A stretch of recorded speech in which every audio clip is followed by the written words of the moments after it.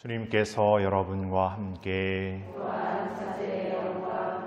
요한이 전한 거룩한 복음입니다.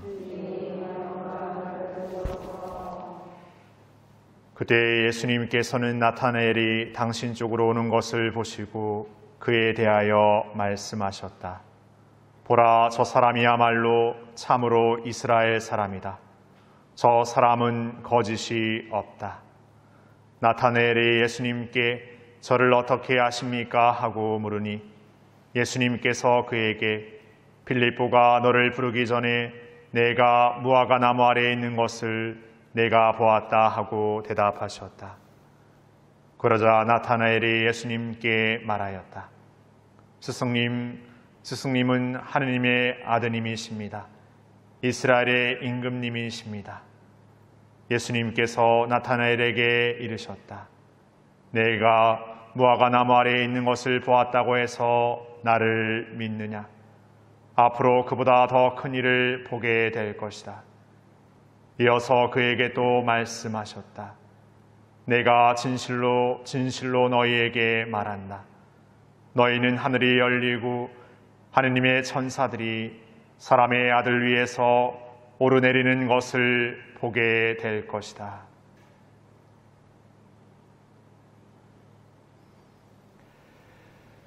주님의 말씀입니다.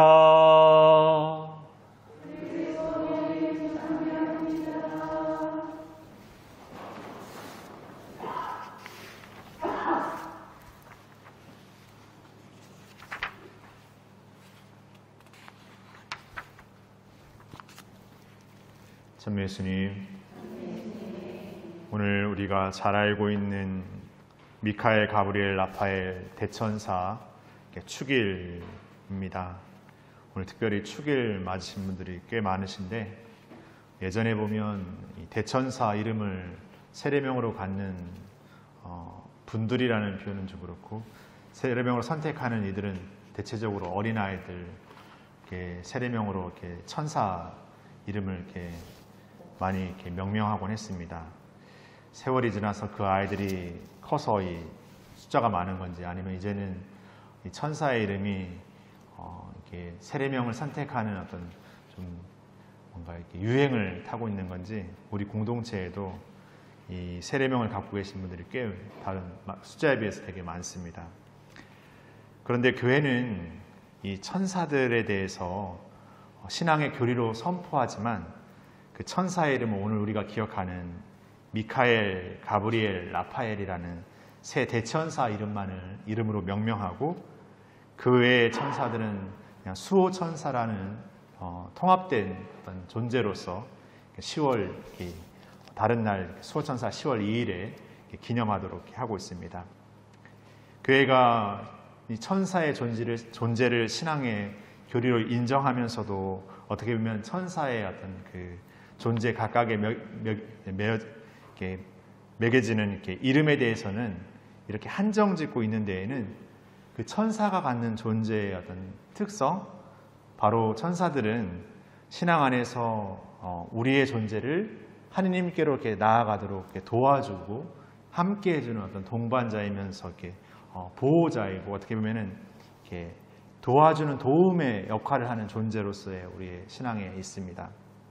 그러니까 우리가 신앙을 살면서 그런 어떤 누군가의 어떤 도움과 보호와 어떤 무엇을 통해서 이렇게 신앙의 길을 이렇게 걸어가게 됩니다. 뭐 성당 안에서는 사제가 있을 수 있고, 수녀님이 있을 수 있고, 또 뭐 여러 가지 영적 지도자들이 있을 수 있고, 그런 존재들을 통해서 이렇게 신앙으로 나아가는 도움을 받습니다. 그러나 그 존재가 하느님은 아닌 것이죠. 이 천사의 존재 역시도 자신의 존재의 어떤 그 이름, 오늘 미카엘 천사가 상징하는 누가 하느님과 같으랴, 그리고 가브리엘 천사, 하느님의 사람, 영웅, 힘, 그리고 라파엘, 하느님께서 고쳐주신다. 이 천사의 이름 안에 바로 하느님께서 중심, 하느님 중심의 어떤 이름이 명명되어 있습니다. 그러니까 하느님이 중심이 되지 않는 삶을 선택하는 천사들은 천사가 아니라 악마가 되는 것이죠. 루치페리라는 우리가 여러 가지 책들에서 보는 천사였다가 타락한 천사로 불리는 루치페리라는 천사가 있는, 이렇게 악마가 있는데 그 역시도 하나님의 뜻을 산다, 이렇게 자신의 뜻으로 이렇게 사는 것처럼 했지만 결국에는 그런 걸 저버리고 오직 자신의 뜻으로 사람들을 이렇게 뒤바꾸는 어떤 그런 악마의 어떤 그런 존재로 이렇게 탈바꿈 된다고 어떤 책에서는 이렇게 이야기합니다. 그런 것처럼 우리가 이 신앙의 삶을 살면서 이 신앙의 걸음 안에서 여러 가지 어떤 장소, 사람, 어떤 일들 안에서 우리는 신앙의 같은 가치와 의미들을 발견하고 살아가지만 그 자체가 하느님은 아니라는 것이죠. 하느님께 나아가기 위한 도구적인 것이죠. 오늘 나타나엘이라는 인물이 있습니다.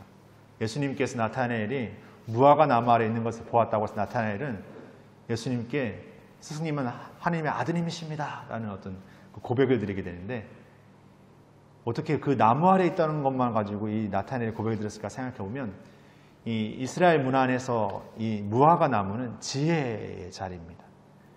그러니까 유다의 어떤 그 지혜와 참 진리를 쫓는 사람들은 말씀을 묵상하기 위해서 그 무화과 나무 아래 이렇게 모여 앉곤 했다고 합니다. 나타나엘의 그 무화과 나무 아래에 있음이라는 것은 바로 이 사람도 자신의 삶에서 참된 진리를 쫓는 사람들이었다. 근데 오늘 그 참된 진리가 바로 예수님이심을 알게 됐다는 것이죠. 물론 나타나엘은 필립보가 이야기했을 때 그 예수님의 존재를 이렇게 의심했었습니다. 나자렛에서 뭐 좋은 것이 나올 수 있겠냐. 그러나 나타나엘은 그런 자신의 의심됨과 어떤 의구심과 어떤 그런 삶의 모습도 있었지만 끊임없이 찾았던 것이죠. 그리고 만나게 됐다. 우리 역시도 예수님을 만난다는 것은 아무런 문제 없이 우리 안에 아무런 어려움 없이 예수님과의 어떤 만남이 이루어지는 것이 아니라 때로는 예수님을 알아보지 못하고 우리만의 생각과 판단의 어떤 것들을 사는 순간들을 겪으면서도 끊임없이 찾아가는 그 여정 안에서 우리를 만나게 된다는 거예요. 그리고 나타나엘보다 예수님이 그를 먼저 알아봤던 것은 예수님이 우리를 먼저 알아보시고 부르신다는 거예요. 그래서 우리의 삶에서 우리가 열심히 부단히 노력하는 삶도 중요하지만 그 중심에 늘 하느님 계시다는 거예요. 하느님 우리를 부리고 계신다. 하느님 우리를 은총으로 불러주신다는 거예요. 그 힘을 주신다는 거예요. 고쳐주신다는 거예요. 위로해 주신다는 거예요. 그것을 우리가 우리 마음에 항상 중심의 가장자리에 두고 살아가는 삶이 되어야 되겠습니다. 그럴 때 우리를 함께하는 천사들, 우리와 함께하는 사람들, 우리와 함께하는 일들, 우리와 함께하는 이 자리가 더 값지고 귀하게 더 여겨질 수 있을 것 같습니다. 우리 모두가 하나님께 나아가는 그 여정 안에서 서로를 향한 그런 천사됨의 모습, 하나님께로 이끌어주는, 바로 우리는 그냥 수호천사라고 표현처럼 늘 뭔가 우리의 도움을 받는 존재로서의 수동적 존재가 아니라 우리도 우리 각자 우리 서로에게 그런 도움이 될 수 있는 존재, 그리고 하느님을 보여줄 수 있는 존재, 그런 존재로 서로에게 살아갔으면 좋겠습니다. 잠시 묵상하시겠습니다.